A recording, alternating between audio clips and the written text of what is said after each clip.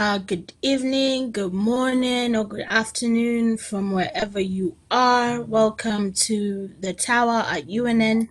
And it's been a while that I've been able to bring this show to you. So firstly and foremost, want to give thanks to the Most High that we're still here, we're still alive, we're still breathing, and we're still interacting with life as be it on this realm we call Earth.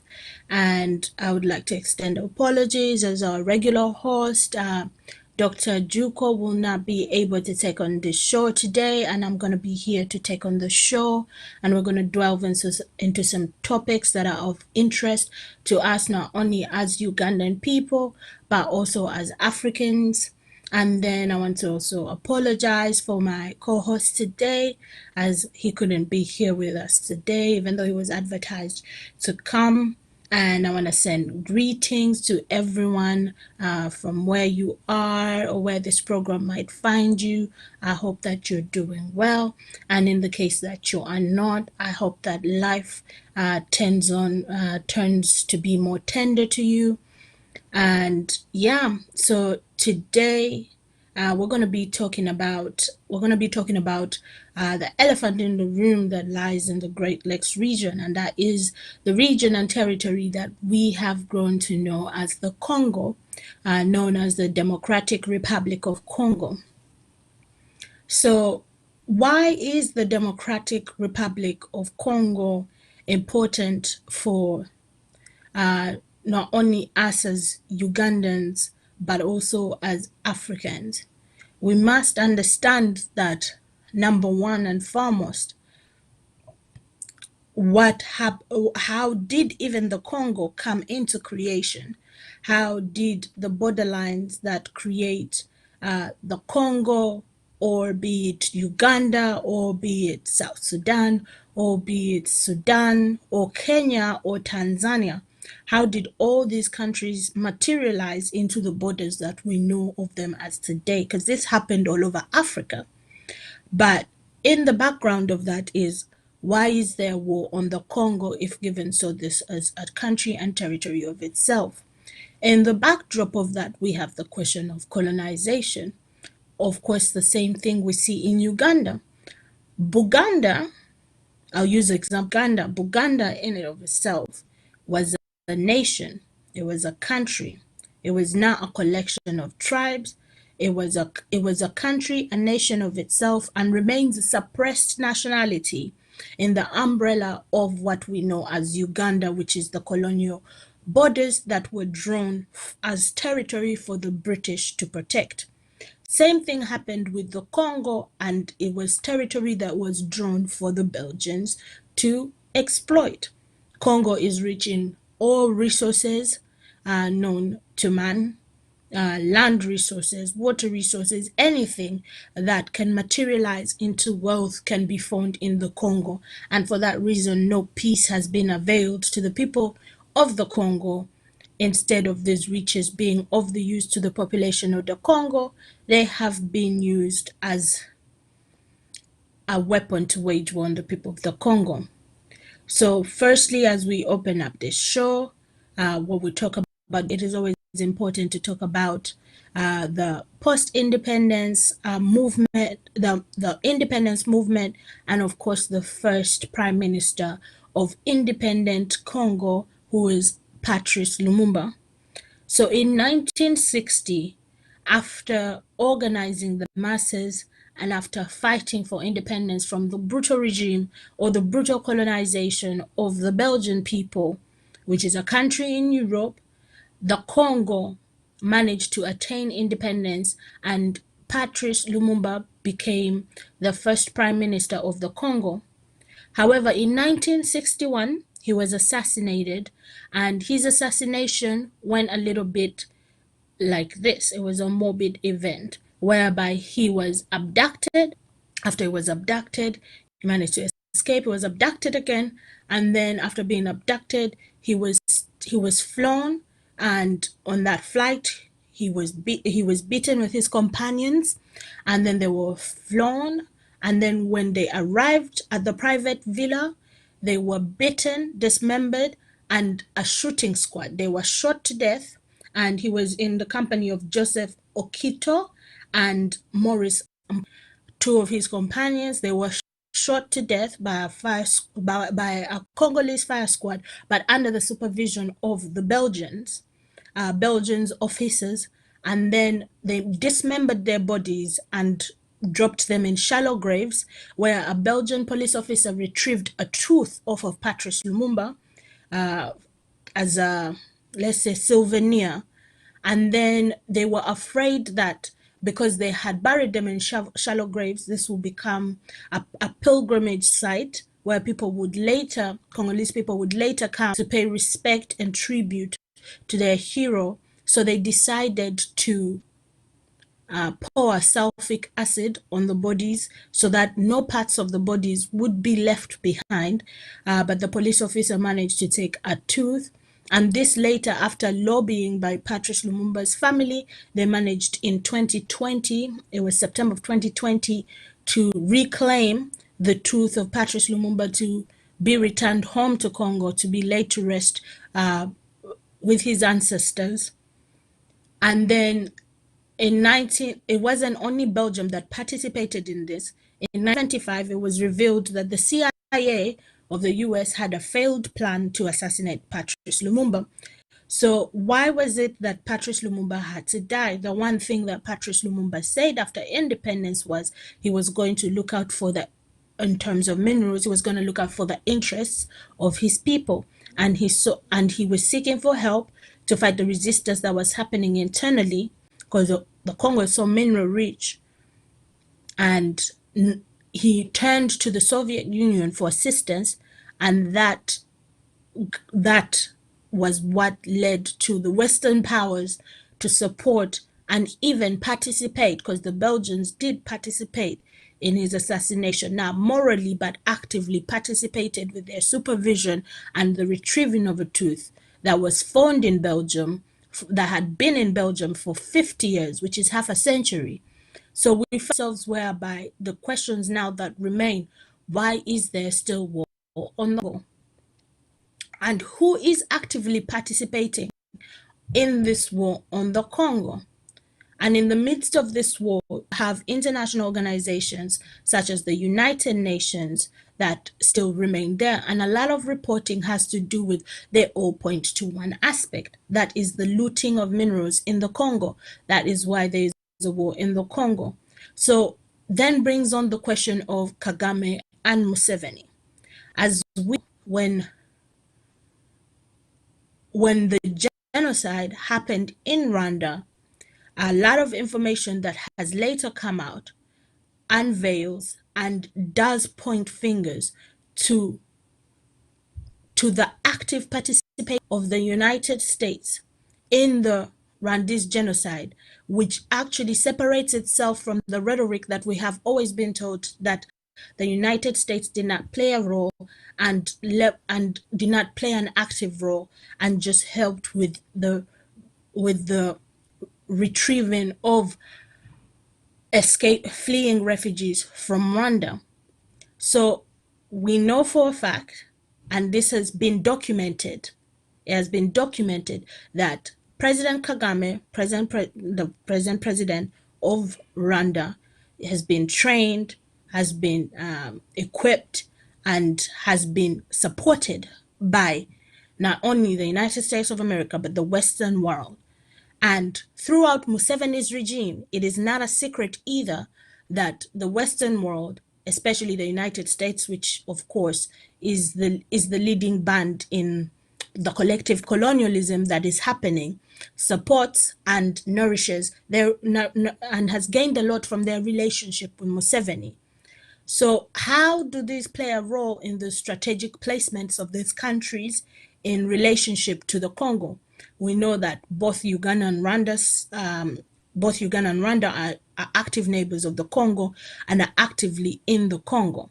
In 2012, a lot of funding was stopped from going to Rwanda because of the reports that were coming out of active participation of Rwandese militants, and also Rwanda funding weapons to militants in the Congo.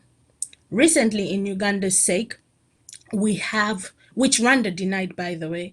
But recently, just this year, the Ugandan illegitimate government has claimed that the Islamist group that they're fighting in Uganda has found its way to push its way into the Congo.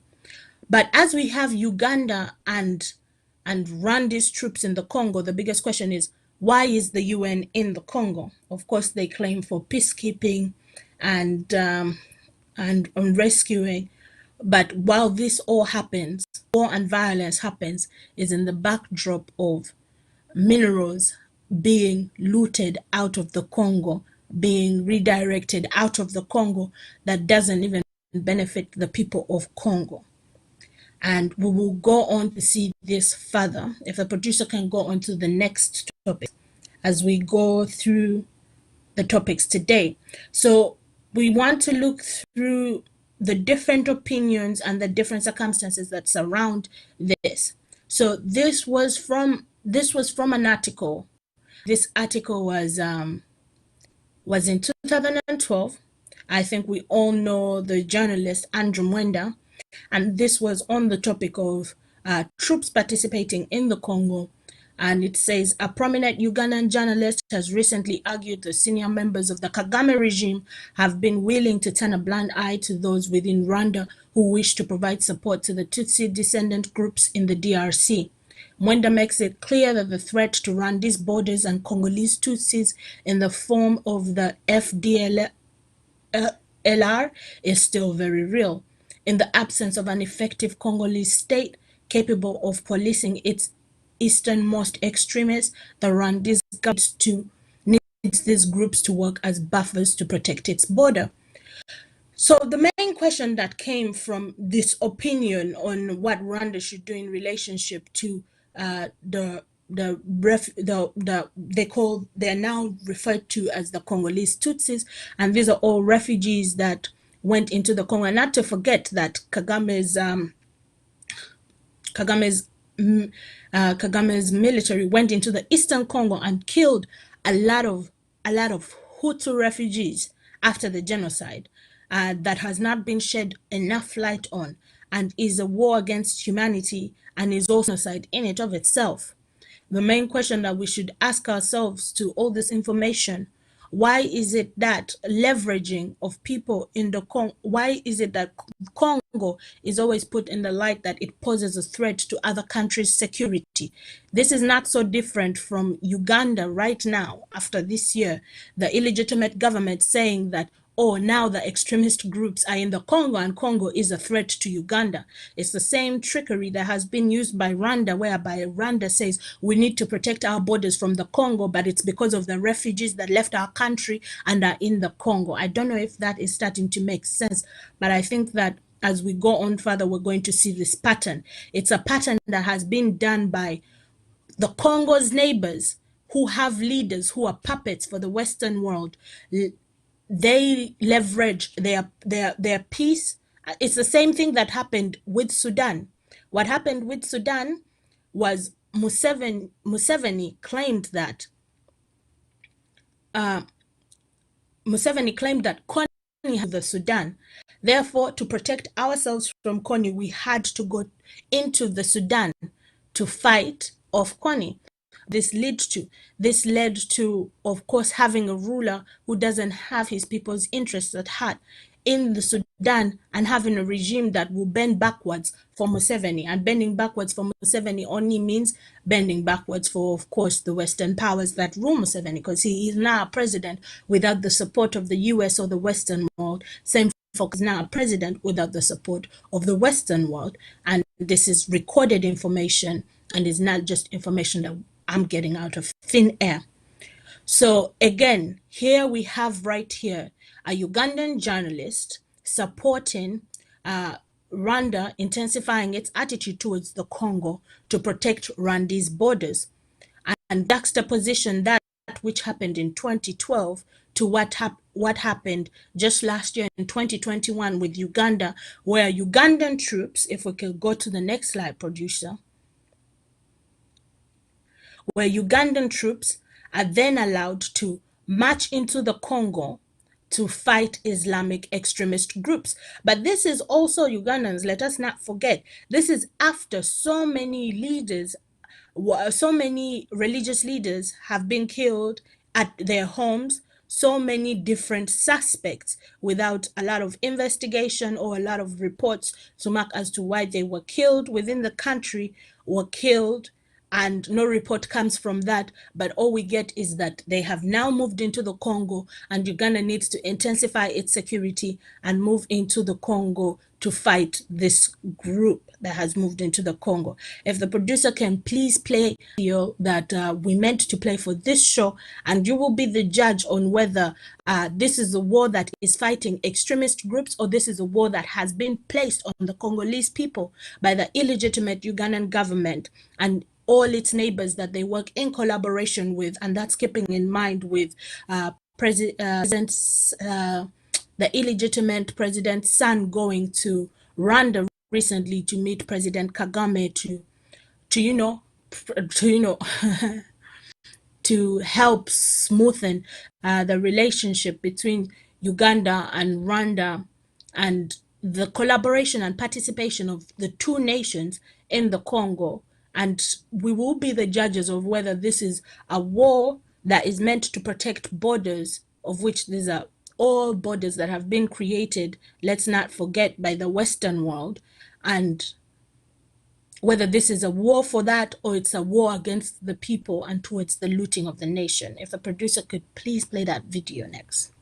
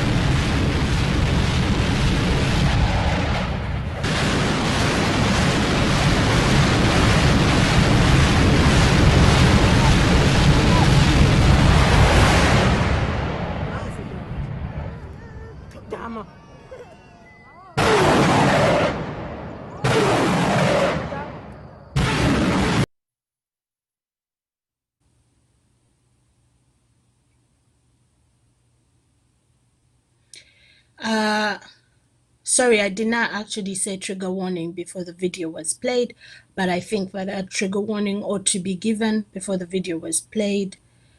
But we can see the extreme use of not only this is warfare that has been put on the Congolese people, and we're not talking about, just in recent times.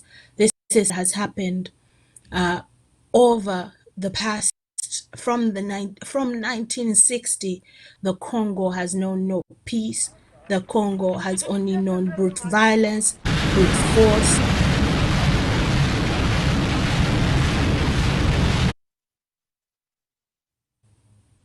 And the Congolese people have been pushed off of their land. They have been pushed away further from their resources. And of course, the two people, not only two, but everyone who calls themselves a leader in the East African region, everyone that surrounds the Congo and calls themselves a leader, has only actively turned a blind eye or actively participated in this war. And this war continues to displace Congolese people, place them to further draw them apart from the resources that belong to the Congolese people, only to benefit the ones who want to make profit, only to benefit the ones who have only cared about enriching themselves and carrying on these long regimes, such as we've seen Museveni's long regime that only profits him and his family. So, as I asked before, you ought to be the judge whether this is a war to to protect Rwandese borders, whether this is a war to protect Ugandan borders, or is this a war to further push people off of their land? Is this a war to further steal resources from people? Is this a war to further disorient people from their belonging? This is like people are leaving their lands, people are leaving their homes, people are leaving their places of origins. They're being displaced by force, by the help of fellow African leaders who are supposed to lead people to self-governance, self-realization. We live at a time where we are being led totally by people who are not. We always say that these people are power hungry, but it's not only power that they seek. They can only sustain themselves with the little handouts that they get from the Western world when they do things like this, when they march into countries like this and are used to do dirty jobs like this. This is the only way they can enrich themselves, and they will use any opportunity to do so. It doesn't matter whether a place is bombed in Uganda. It doesn't matter to them whether a place is bombed in Uganda to create a rhetoric where they will march into the Congo for things like this. It doesn't matter whether they march into the Congo and kill a lot of Hutu refugees only to match the rhetoric of protecting its borders. This is a cycle that has been repeated, and it is our responsibility. We cannot fight for our freedom to free ourselves of Museveni, thinking that it has nothing to do with the Congo. It has everything to do not only with Uganda, but the whole Great Lakes region. And Museveni does not work alone, has never worked alone. And it is no surprise now that the illegitimate president's son now finds it politically to Rwanda and re-establish Ugandan-Rwandese relationship. And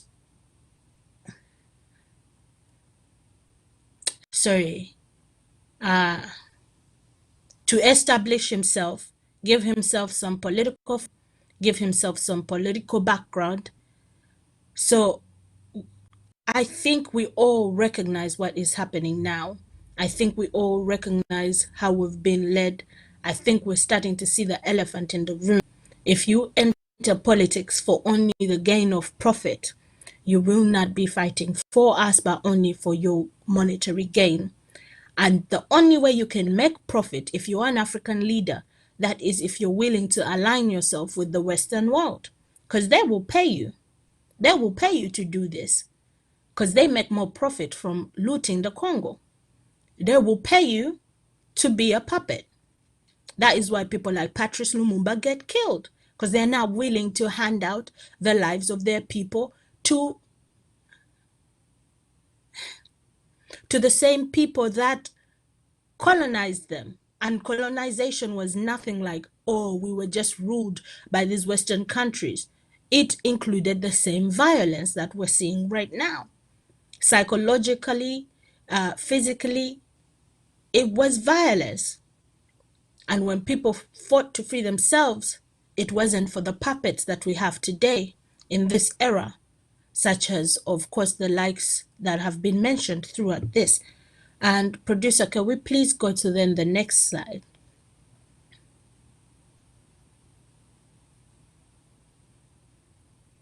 This one, please.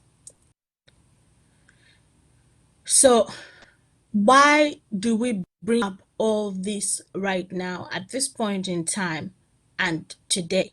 And why is this important to us as Ugandan people?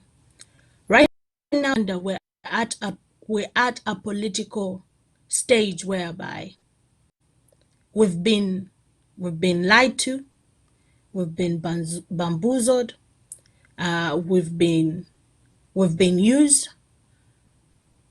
The big question right now is, who is the suitable candidate to actually take over leadership in Uganda that will keep the cycle going?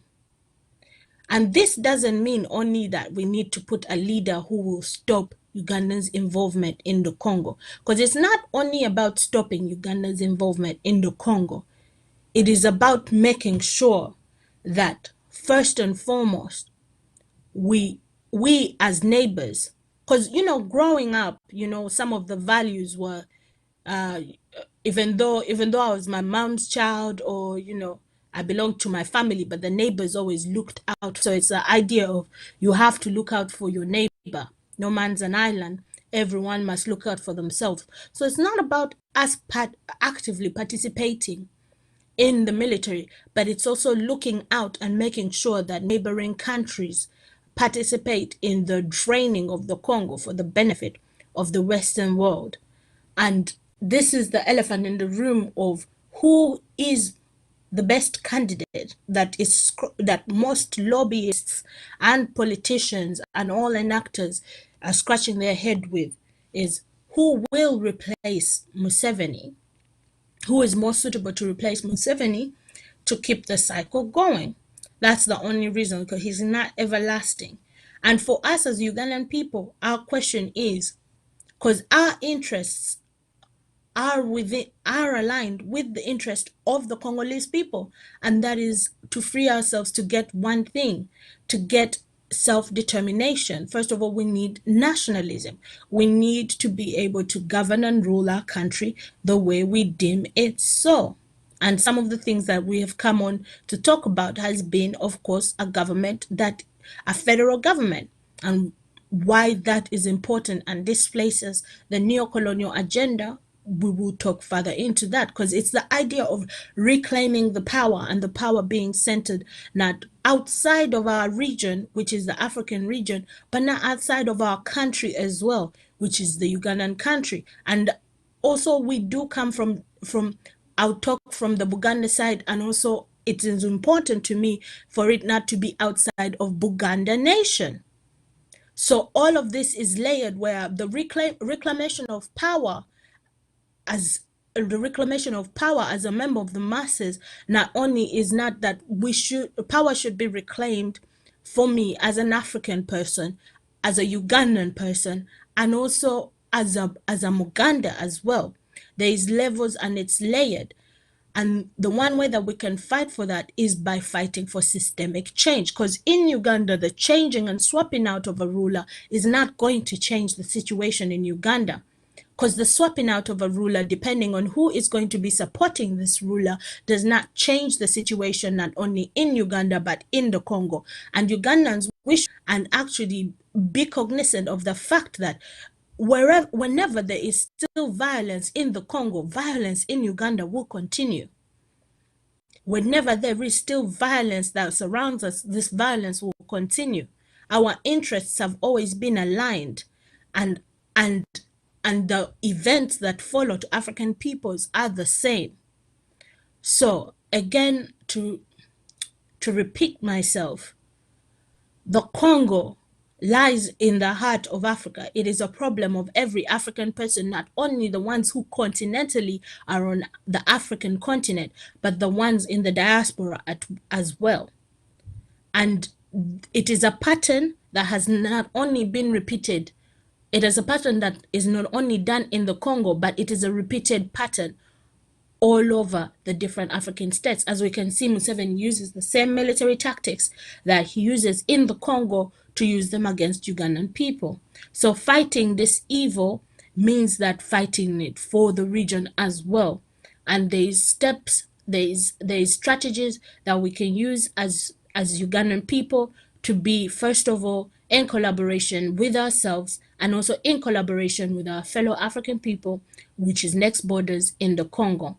And the bigger head of it all is this idea of neocolonialism.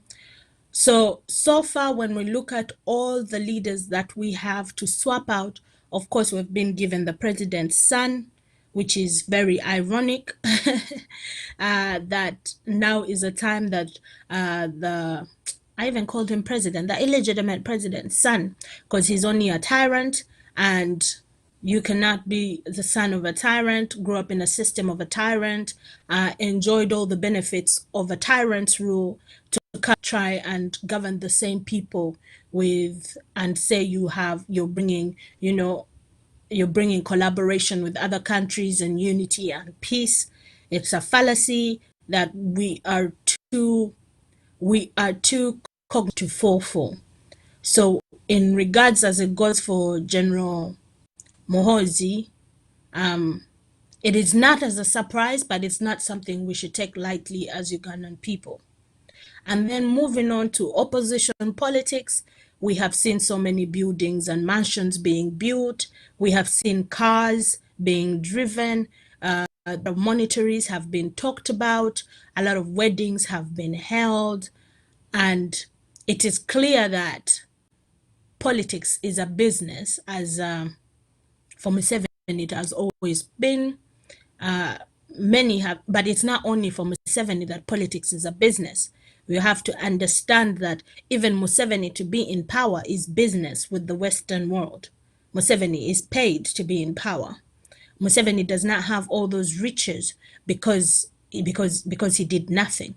He has all those riches because he has business deals with the Western power.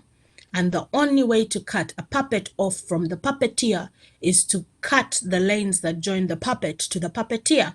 And that can only be done by the masses, be done by the Ugandan people, by African people, by organizing themselves and demanding for systematic rule that they want to be governed in. And that can be asked for through pushing and pressing for federal government, because we have very many things that support our request for federacy. First and foremost, Buganda is a suppressed nation. Buganda was a nation before the British came to Uganda. They owe us so much, and they ought to rectify the error that they did.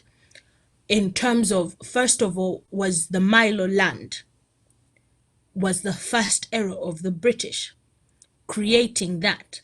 Number two is treating Buganda like a tribe, because it wasn't. It was a nation, and that distinction ought to be made. And Buganda is not the only suppressed nation in Uganda. Other nations existed in Uganda as well and ended up being put together as a bunch. And we should remember that whenever the colonizer used the word tribe, it wasn't within the light of positivity. It was to create the barbaric African that ought to be governed by the Western world. So why is it that we're in a new century and these problems are realigning themselves and presenting themselves to us? What is the one common factor that follows is violence. They need tyrants. They need tyrants like Kagame. They need tyrants like Museveni. They are not fooling anyone that these leaders brought peace to their countries. And it is a veil that we have chosen to take off. There will never be peace if violence like this continues, if we're displaced from our lands, if we're disposed of in different diasporas from the Middle East to Europe to North and South America, there will be no peace. So again, as we go towards the end of today's show, is to talk about, then if the producer could please go to the next slide, is to talk about three different themes that still hold very true to all of us now. The first theme is nationalism. And I want us as Ugandan people to think about, what does nationalism mean for Ugandans? But not only what does nationalism mean for Ugandans, what does nationalism mean in a federal governed Uganda, but not a federal governance whereby all the power is left to the central government, but where power is fully distributed in all the different federal states of Uganda. What does that kind of nationalism mean for Ugandan people? But also to keep in mind that nationalism for an African state is not enough. We must transcend nationalism. We must transcend petty nationalism and indifference towards our neighbors, because what happens in the next in the next African state around us affects us. Because see what has been happening in the Congo for all these years, and where that has left the violence in not only Uganda but in South Sudan, in the Sudan when it was still a Sudan. These are all wars that we can point that Museveni actively participated in. Somalia. So it is no surprise that a lot of violence happens within Uganda, because the glue or the magnetic energy to the pattern of the violence happening around us is homegrown. It's in Uganda. Actively participated in wars everywhere, all the way to, where is it? There's this country where Uganda sends its troops. Sorry, it skipped my mind. It's in West Africa, but actively participated in every war, not only in Somalia, everywhere. And the only one thing this regime wants to be remembered for was the fact that it let South African troops who were fighting against up to train in Uganda. That's the one thing this regime of forever will refer itself to when we talk about its militancy. But they don't want to talk about the war the war they placed on the northern Ugandans. That was a genocide. They killed Ugandans and northern Ugandans to chase them off land that they now use for their benefit. The war that's been put on the people of Karamojong, of Karamoja, sorry, on the Karamojong people. That is a war as well on Ugandan people. The war on Buganda Nation, that is a war again by this regime. The war that happens on the Congolese people, that is a war manifest this regime.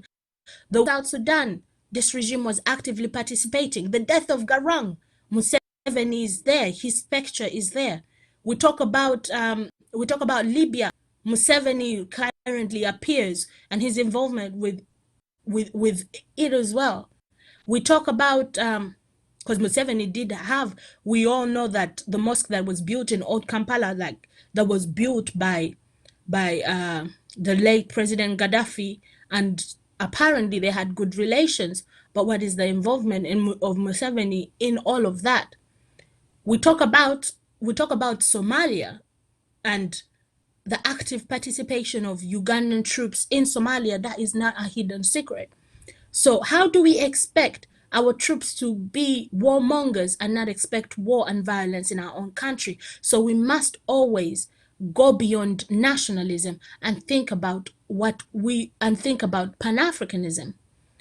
Always go beyond that point, because to achieve toleration and freedom, not only for African peoples who are on the African continent, but the diaspora as well, we must be united as one to benefit ourselves as African peoples and govern ourselves the way how we choose to govern ourselves. And that's when we refer back to our nationalism.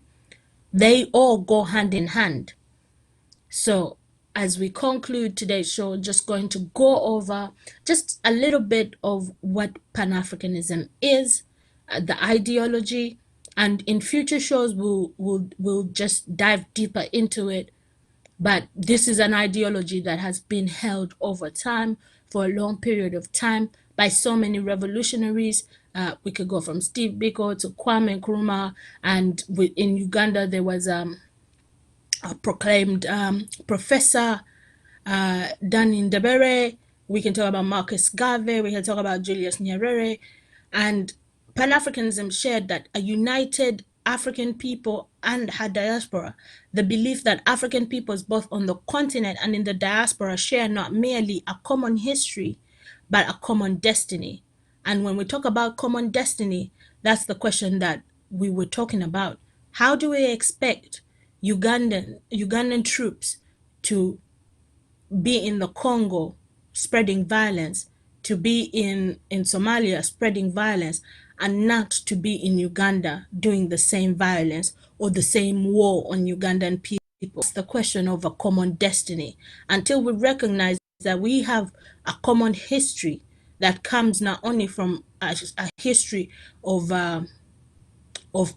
colonization, but a history of Western imperialism, all the way even before the African people and the introduction of the capitalist system.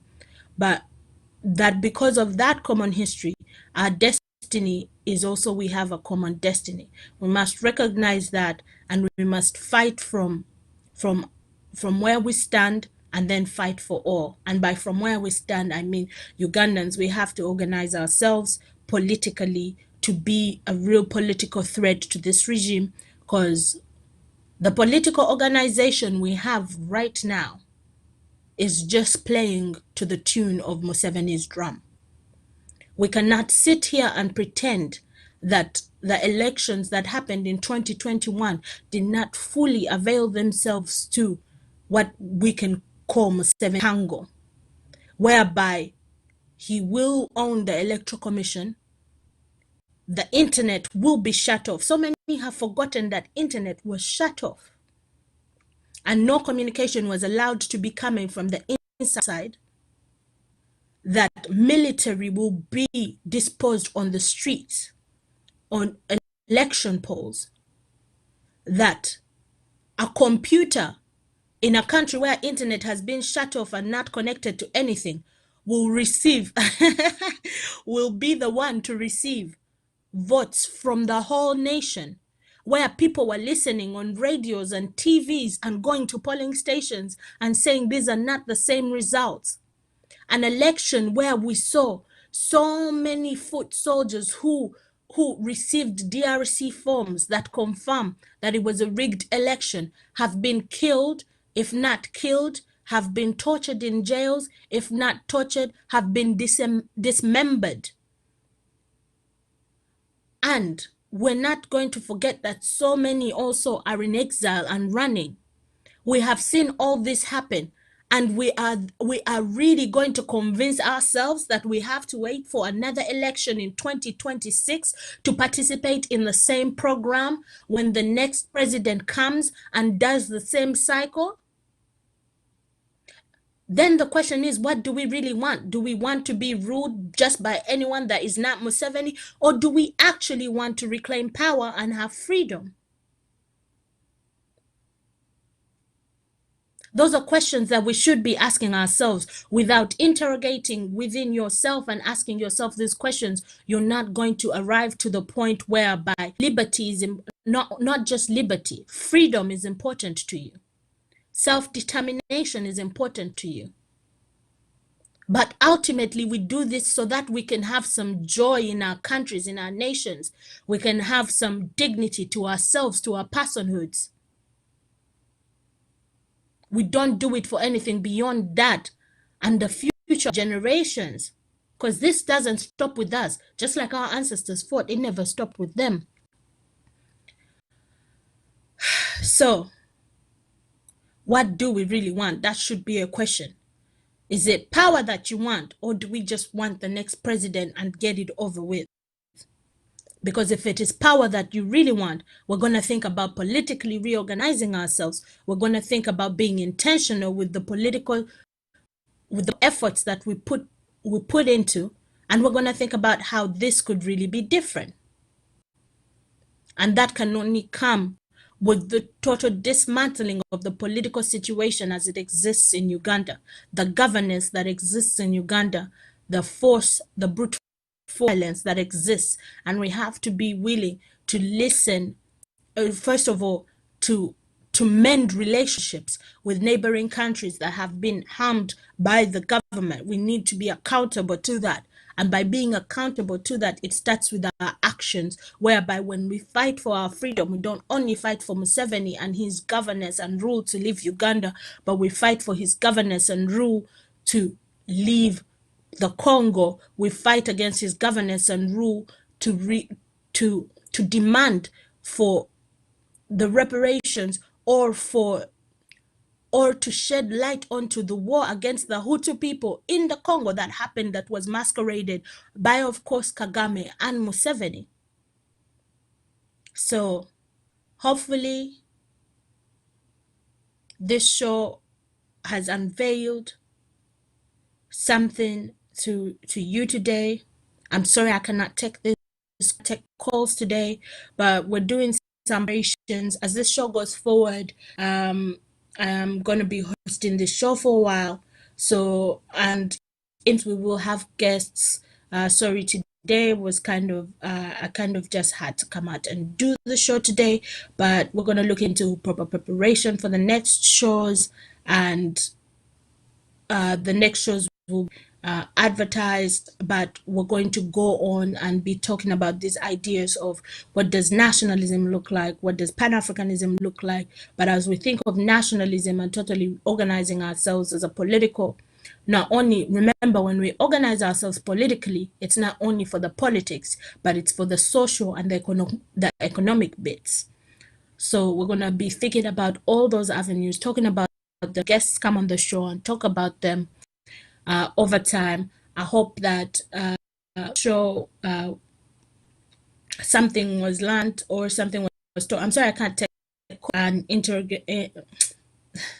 I can't take calls and interact with the audience today, but in the future we will be taking calls as per the show.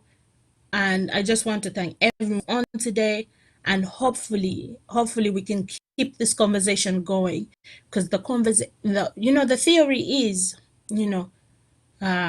one thing I believe in is, teach one to teach 10.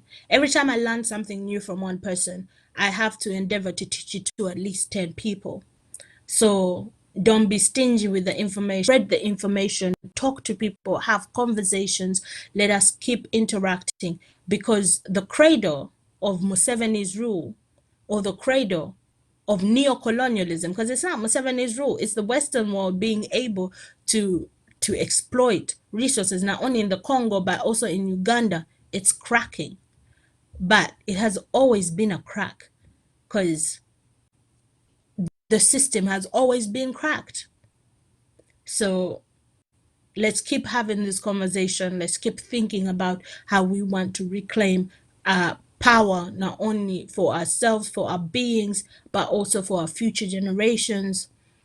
And yeah, thank you everyone who's been listening into today. And don't forget to ask yourself the question of, what do you really want as a Ugandan? Because once you ask yourself the question, you're going to look at the political field differently and stop being fooled into opposition politics when we know for sure where that has led us. It has done what it has done, and now it is time that we rebuild. And in the rebuilding, for those willing to participate, you ought to really look to engage in the consultative council. You ought to engage in educating yourself about federalism. You ought to engage in really revising. This has all been offered on this channel, whereby we talk about, Buganda as a nation and revising what that is.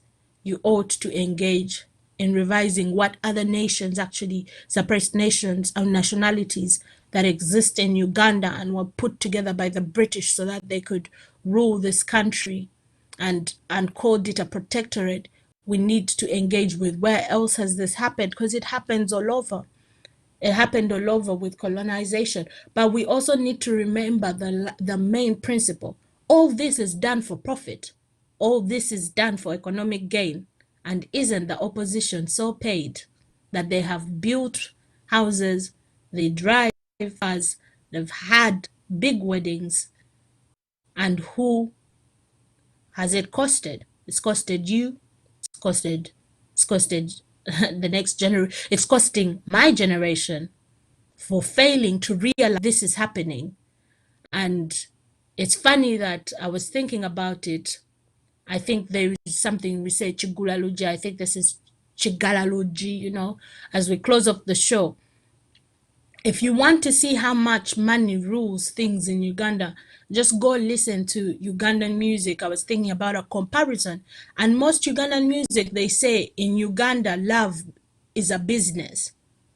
Even to the basic thing of just expressing love or showing love amongst others, it is looked at as a business. It's looked at as a source of income. That's how much money governs the decisions that people make. So if you ever thought it was done out of love, just know love signifies a monetary exchange. is the culture that the Museveni regime has brought to the Ugandan people. So thank you very much. A good evening to you all, everyone who has evening time. Good morning if we came to you during the morning time, and good night to viewers who got to see this in the night time.